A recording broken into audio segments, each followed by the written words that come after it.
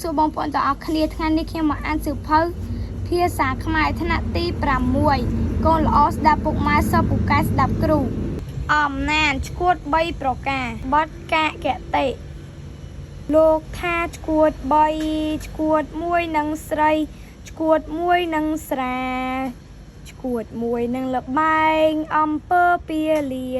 ឈួតនេះហៅមហាឈួតក្រៃកន្លងឈួតស្រីឈួតស្រាឈួតលបែងពាលាអំពើសឹងឆ្កងលោកពុំឲ្យសេពឲ្យវាជាម្ដងវាតែងឲ្យមកភ្លេចភ្លាំងស្មារតីឲ្យភ្លេចក្តីគប់ភ្លេចទាំងខ្លួនស្លាប់ភ្លេចសះសួស្តីភ្លេចសើភ្លេចទៀនភ្លេចញៀនវុទ្ធិភ្លេចច្បាប់ប្រក្រតីឈួត3ប្រការដកស្រង់ចេញពីច្បាប់កូនចៅអរគុណជម្រាបលាបងប្អូនទាំងអស់គ្នាជួយចុច like និង subscribe ម្នាក់មួយផងដើម្បីឲ្យនាងខ្ញុំមានកម្លាំងចិត្តធ្វើវីដេអូបន្តទៀត